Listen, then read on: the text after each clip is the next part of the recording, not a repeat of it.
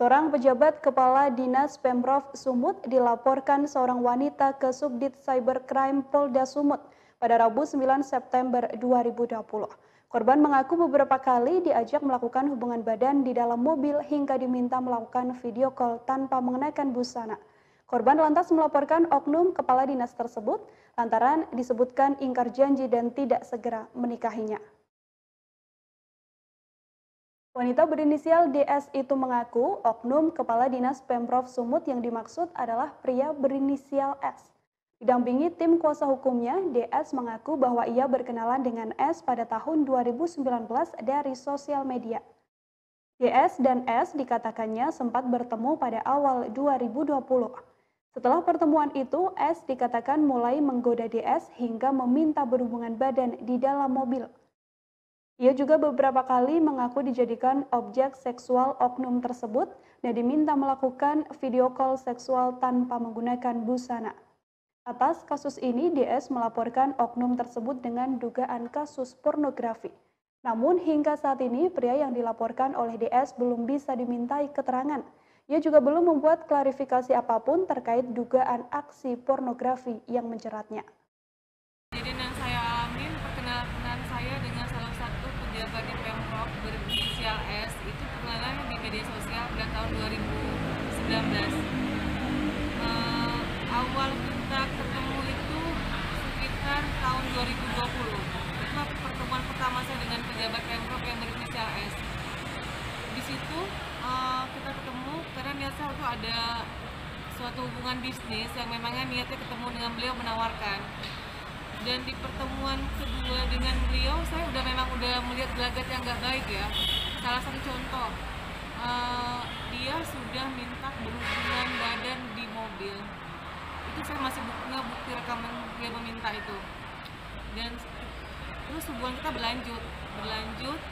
Dan setelah ada beberapa bulan kita berhubungan, itu hubungan kita memang intens, yang memang di situ saya dijadikan beliau sebagai objek seks beliau. Salah satu contoh, dimanapun dia ingat, dia pasti meminta, baik itu di mobil, di hotel, bahkan menyuruh saya untuk video call telanjang pada saat-saat beliau berada di jam kantor. Laporan saya ke Polda atas perbuatan yang tidak menyenangkan, menipu, karena kan berjanji untuk menikahi, dia ingkarin, dan sebagai kasus pornografi, karena saya sebagai media seks dia, sebagai objek yang dia buat saat ini. Saya dilaporkan sama si S ini tindakan IT, karena dia beranggapan saya udah mencemarkan nama baik dia. Dan tapi yang saya herannya, setelah tindakan pelaporan itu, kita masih ketemu beberapa kali dan kita masih berhubungan suami istri di hotel. Itu yang saya kecewa. Viral di media sosial, video seorang wanita PNS bernama Yesi Indolasari, staf tata usaha di RSUD Muara II, Ogan Komering Ulu Selatan yang sedang mencari jodoh. Dalam video yang dibagikannya melalui kanal YouTube, wanita yang mengaku dirinya masih perawan tersebut meminta mahar sejumlah. Selain itu, ia juga meminta mobil yang dibeli secara lunas sebagai maharnya seusai malam pertama. Awalnya diketahui dalam video berdurasi 28 menit itu, Yesi meminta bantuan galang dana untuk melunasi utang-utangnya. Ia pun turut mengutarakan keinginannya untuk mencari sosok pria yang mau menikahinya. Wanita berusia 37 tahun ini mengaku ingin mencari seorang suami yang siap memberinya mahar yang besarannya mengikuti jumlah usianya, yaitu 37 juta. Selain itu, Yesi juga menuturkan, apabila dalam waktu yang sama calon suaminya mampu memberi tambahan mahar. Selain itu, Yesi juga menuturkan apabila dalam waktu yang sama calon suaminya mampu memberi tambahan mahar lebih, maka ia menginginkan mobil yang dibeli secara tunai. Namun Yesi melanjutkan mahar mobil bisa ditunda apabila belum mampu. Dengan catatan ada perjanjian pranikah antara dirinya dan sang calon suami. Mobil yang dibeli pun haruslah jenis Matic, dengan tipe apa saja dan harus dibeli atas nama dirinya.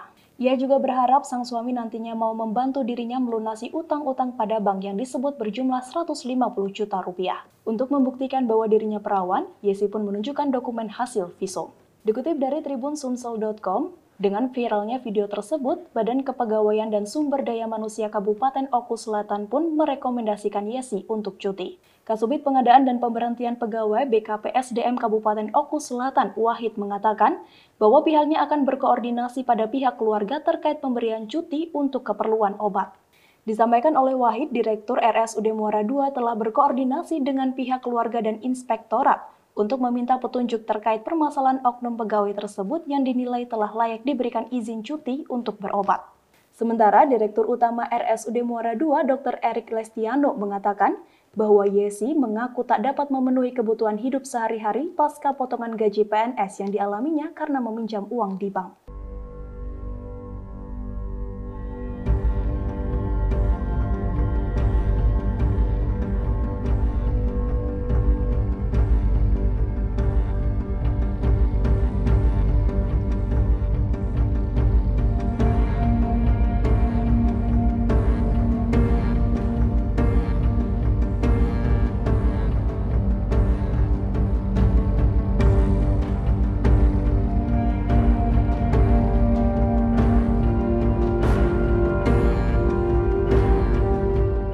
Baik Tribuners, sekian informasi dan berita yang kami sampaikan pada kesempatan kali ini. Saksikan terus Tribun News Update untuk mengetahui informasi dan berita terupdate yang lainnya hanya di tribunnews.com.